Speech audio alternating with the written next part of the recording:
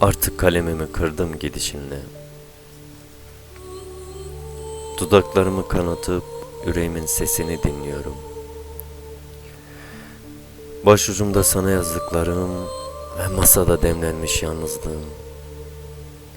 Kanayan çığlıklarımı yutkunup kırılmış hayallerimi topluyorum kentimin kaldırımlarından. Üzerimde suskunluğun yeni ütülenmiş elbisesi. Yüreğime sunulmuş bir dostun doğum günü hediyesi. Şimdi karanlıklara sarılıp demlenmiş yalnızlığımı yudumluyorum. Ya güneş altında yürümüşüz, ya dolunayda, tenha sevda yollarında. Benliğimin kirli çamaşırlarını bir kuytuya serdim.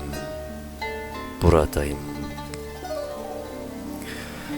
Acılarımızın merkez kaç savurmaları mıydı acının son kıyısında?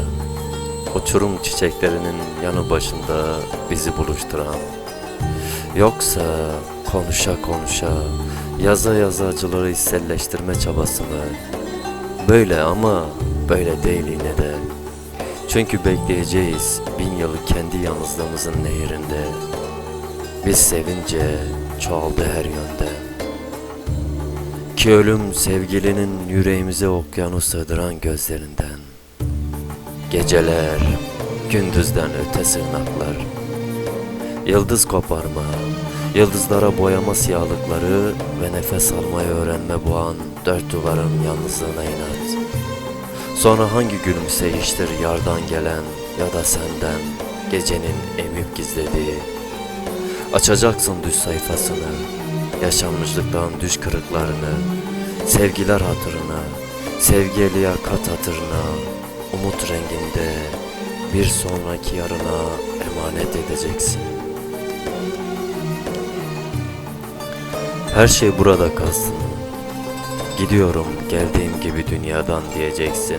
Ama heyhat, günler gecelere devrederken bir sonsuzluğa evrilen ruhuna ezberlettiğin tatları, duyarlılıkları yaşayacaksın her gece yeniden. Tatlı bir çaresizlik, belki de yorgunluk. Yüreğin geceyle sarmaş dolaşırken sabaha sayacak yer kovana zaman çırıltıları. Doğan her güneşe sevgilinin adıyla. Yağmurlar yağar bir kentin sokaklarına. Yağar mevsiminden, derin bir sessizliğin ortasından. Yarın gözleri iner ufuklara, çağırır her yandan. Üşür genç adam, karanlık sokakların gece ortasında. Her adımda bir toza dönüşen su çukurlarından ıslak, ıslak adımlarla geçer. Geriye, geçip gittiği sokaklardan bir karaltıdır kalan. Zamanın yüzünü acıtan, yalnızlığa dağlara ağıt yaktıran. Nereye bilinmez. Sokaklar, caddeler boyu durmaz yürüyüş.